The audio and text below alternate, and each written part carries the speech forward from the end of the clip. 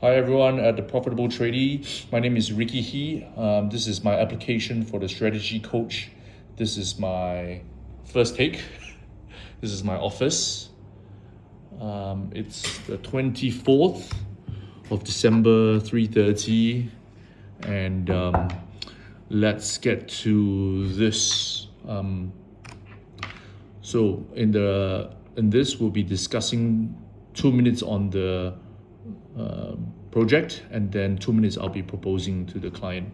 I'm doing this recording because of iPhone is more convenient, but I think if I have time I would have probably stitched the videos up together. Nevertheless, these are the content I'm going through today. We'll be covering the assumptions, the problems. 3, what's the diagnosis and potential root causes. 4 is what I would engage with clients. 5, any upcoming plans and priorities. And 6, what we do to monitor and review.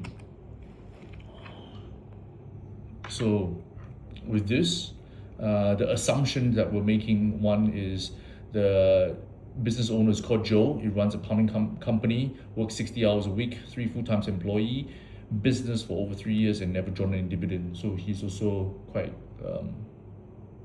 struggling and recently expanded to commercial clients. So the key problems are cash flow problems, always behind with the bills, vendors and suppliers always on his back, feeling the pressure from ATO and the lack of cash flow. So this is where the scenario is. Based on this, there are 3 hypotheses that I've come up with. One is administrative and workflow issues. So mainly that is like not invoicing, there's missed revenues, there's not asking for payments after the job, which is a relatively simple fix. The second hypothesis is a pricing and quotation issue, meaning that the materials and prices are perhaps outdated, incorrect pricing. It may cost more now than what they actually priced up for. Or 2, they're spending more hours on site than quoted, so they've underestimated the hours. The third potential hypothesis is the stakeholder management and credit terms issue. So stakeholder management, meaning there are some variations from customers. They're asking him to change a few things, but they have not been charging. Or 2, credit terms issue. So we may be paying COD for materials, but actually the customers are paying us 45 days after end of the month.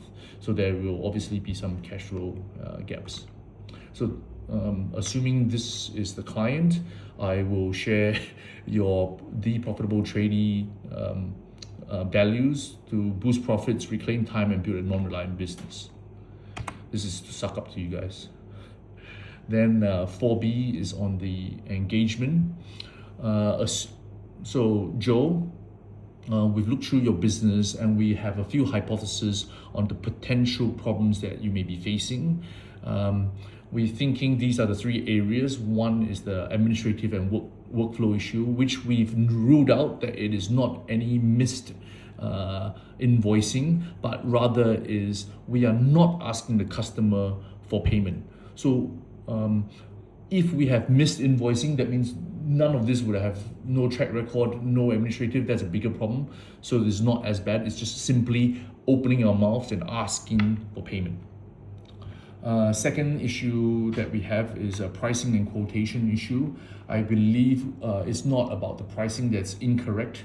Rather, it's about us spending more time than we have been quoted. So for example, when you send Tim out to the customer's house, you've quoted for 2 hours, but the actual hours that Tim spent on site was 4 hours. You're still paying Tim for 4 hours, but you're only billing the customers for 2 hours. So this additional 2 hours need to come up from somewhere. And in this case, it may be coming out from the company. And lastly, stakeholder management issue. This is slightly a bit more advanced that I need to explain. It's likely that you may be paying cash on delivery for materials, but these are not very favorable credit terms. So that may not be the ideal scenario whereby you are paying cash. So like it could be $10,000 for the whole project. You're paying $8,000 in materials upfront, but the customer is only paying you maybe 2 months later the whole $10,000. So in between now to 2 months later, you have to bear the cash flow, which is likely what is affecting your business at the moment. So just to look at through this, these are some of the root cause, which is not asking for payment. You need to be remunerated for your work. It's easier to collect upfront than to call the customer up after. Plus, cash flow is a pulse of business. So these are some of the plans. I think we can change our habit and collect the payment upon the completion of the job. So enforce this with the staff, and then I think in the medium term we can also look at getting customers to give $50 deposit to avoid any cancellation, and that also helps cash flow. Lastly, for retail customers, and it's quite common for trades to ask for deposit upfront. So if you ask for a deposit upfront, that deposit should be able to cover you for any materials and perhaps some of the wages. At least that alleviates you bearing most of the cost upfront. Then the other type is underestimated hours. You may do 1 hour, but you could be over by 2.5 hours. So I believe that we can look at setting up a minimum call-out hours, which I think you guys do, but perhaps we want to review from amending from 3 hours to 4 hours, right? Secondly, I like to suggest we start to have job cards to state the hours, because we can collate them. I would tabulate them once a week to see what's actual versus quoted, and then update any stakeholders if we have been incorrectly quoted. If we are or we haven't won the job, we can still amend them. Lastly is the credit terms. I think this is a very basic maths, but we can overlook this is when the customers pay you in 45 days, but you are start incurring expenses for wages, for parts, for materials, for consumables, for all these things. And a very basic illustration of this, it's like right now, week 1 you're paying for wages, then you pay for parts, then week 6 you are then getting the payment. So this is how it's working at the moment. As you can see, you are out. Over here on the 5th week, you would feel like you're negative.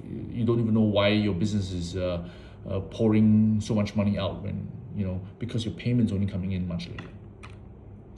However, if we can ask for some upfront payment, 50% deposit, you will see you have a better cash flow. And then when you come to the week 6, it may alleviate most of your stress. So based on this, based on the 3 proposals, I would suggest we're starting for collecting of payments, because it's the low bearing fruits. It's easy to start rebuilding the cash flow, and start this last because you may have a lot of negotiation, and sometimes if you want to win the job, the customer do not give you the option to reduce those terms. And I think most importantly of this, Joe, I think we need to look at monitoring and reviewing, because even though after implementing, there will be certain times that either the old staff go back to old habits, or certain procedures we overlook because there's always fresh priorities. But so we have to monitor. These are some of the monitoring methods I've put together, and we can review them too. So on this note, I'd like to finish my sharing for profitable trading. I hope you guys enjoy it. I hope we can have a telecon probably be a bit more realistic. Thank you all.